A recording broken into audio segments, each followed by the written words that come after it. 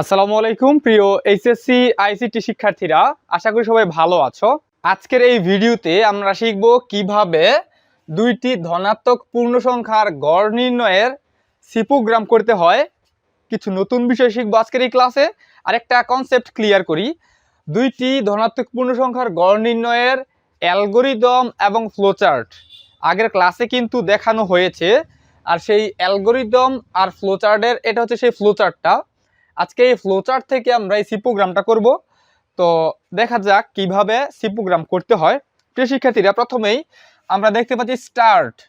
এই স্টার্টের জন্য আমাদের কিছু লেখা লিখতে হয়, সেটা হচ্ছে প্রথমে হ্যাশ, এরপর INCLUDE ইনক্লুড, ট্যাগ চিহ্নের ভেতরে STDIO.H, এরপর লিখতে হবে MAIN, ফার্স্ট ব্রেকেট শুরু এবং শেষ করতে হবে, এবং সেকেন্ড ব্রেকেটটাকে স্টার্ট করতে হবে।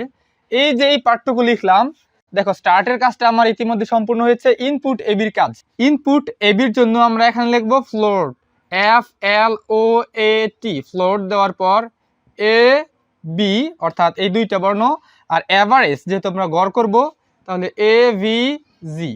লাইনটা শেষ, তাই আমি সেমিকোলন দিয়ে দিলাম। দেখো প্রিয় শিক্ষার্থীরা, একটা বিষয় এখানে বোঝার আছে, সেটা হচ্ছে প্রিয় শিক্ষার্থী, আইসিটির টেস্ট এবং ফাইনাল পরীক্ষায় 95%-এরও বেশি কমন পেতে আমাদের এই সুপার সাজেশনটি এখনই সংগ্রহ করো। আমার এই হোয়াটসঅ্যাপ নাম্বারটিতে একটি মেসেজ করলেই সাজেশনটি পেয়ে যাবে। এখানে ফ্লোট দিয়েছি FLOAT। আগেরবার কিন্তু দুইটি সংখ্যার যোগফল নির্ণয়ের ক্ষেত্রে আমরা এখানে কি লিখেছিলাম?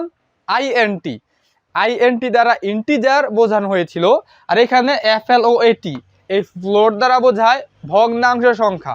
অর্থাৎ আমার দুইটি ধনাত্মক পূর্ণ সংখ্যা যদি গড় করি, এটা কিন্তু ফলাফলটা অর্থাৎ অ্যাভারেজটা কিন্তু ভগ্নাংশ আসতে পারে। যেমন 2 এবং 3 এই দুইটা পূর্ণ সংখ্যা, এই দুইটাকে যদি আমি গড় করি, প্রথমে দুইটা যোগ করতে হবে হয় 5, এবং যদি অর্ধেক করি হয় 2.5, অর্থাৎ আমার ফলাফলটা কিন্তু ভগ্নাংশ এসেছে।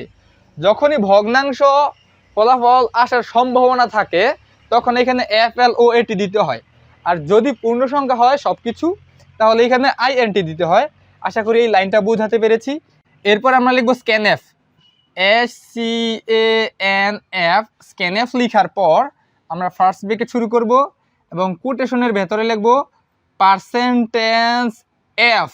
এই বিষয়টা একটু বুঝতে হবে, যদি এখানে ফ্লোট হয় এখানে %F হবে, যদি এইখানে INT হয় অর্থাৎ ইন্টিজারের সংক্ষিপ্ত রূপ INT হয়, এখানে কিন্তু %D হবে।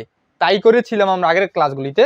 এখানে বর্ণ হচ্ছে দুইটা, তাই আমরা দুইটা %F লিখব, এবং এই যে কোটেশন শুরু করেছিলাম এটাকে আমরা এখানে ক্লোজ করলাম। এখন এখানে কমা দিতে হবে, অর্থাৎ এটা একটা অংশ। এই পর্যায়ে এই দুইটা বর্ণকে আরো স্পেসিফিকভাবে লাইনে বোঝানোর জন্য আমরা এন্ড চিহ্ন দিব। এন্ড চিহ্ন দেওয়ার পর লিখব A, এবং এই এন্ড চিহ্ন দেওয়ার পর লিখব B। লাইনটা যখনই শেষ হবে আমরা এইখানে এটাকে সেমিকোলন দিয়ে শেষ করে দেব। অর্থাৎ আমরা জানি যখনই সিপোগ্রামে একটা লাইন শেষ হয় তখনই কিন্তু এই সেমিকোলনটা দিতে হয়, আর এই দুইটার মাঝখানে অবশ্যই কমাটা দিতে হবে।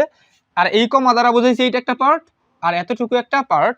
আশা করি ইতিমধ্যে বুঝতে পেরেছ ইনপুট এই এবির কাজটা, এই দুইটা লাইন ইনপুটের জন্য। এবার এভারেজ এইটা যা আছে হুবহুব এই লাইনটা লিখে দিব।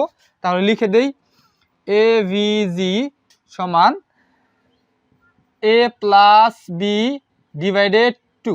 লাইনটা যখনই শেষ হবে আমাদের সেমিকোলন দিয়ে দিতে হবে। সেমিকোলন দিয়ে দিলাম। এবার প্রিন্ট অ্যাভারেজের কাজ, এটার জন্য কি করব? প্রিন্টএফ। এখানে লিখেছিলাম স্ক্যানএফ, এখানে PRINTF, প্রিন্টএফ। প্রিন্টএফ দেওয়ার পর আমরা ব্রেকেটটা শুরু করব, ফার্স্ট ব্রেকেট, এবং কোটেশনের ভেতরে লিখব result is, RESULT, result is. এখানে কোলন দিয়ে দিলাম, এবং এখানে হবে %F। %F কেন দিলাম? কারণ এটা হচ্ছে ফ্লোট। আগের বার দিয়েছিলাম %D, %F।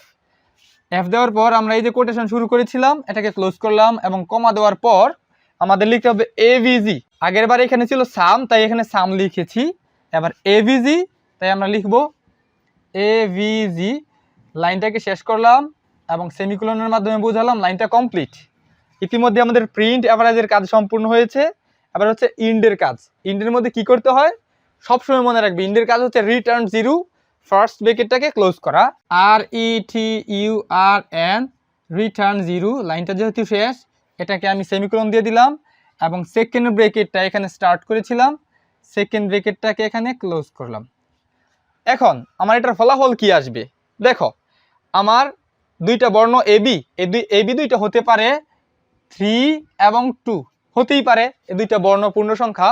এই দুইটার অ্যাভারেজ কত হবে, তাহলে এই দুইটার অ্যাভারেজ হবে 2.5। এই যে ভগ্নাংশ এসেছে তাই আমি এইখানে ফ্লোট লিখেছি।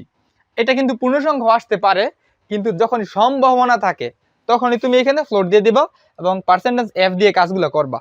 তো আশা করি বুঝতে পেরেছো। এই ছিল আজকের ক্লাস, দুইটি পূর্ণ সংখ্যার গড় নির্ণয়ের সি প্রোগ্রাম। এই যে এই ফ্লোচার্ট থেকে সি প্রোগ্রামটা করেছি। তো দেখা হচ্ছে পরবর্তী ক্লাসে আরো ইন্টারেস্টিং কোনো ভিডিও নিয়ে। আজ এই পর্যন্তই, আল্লাহ হাফেজ।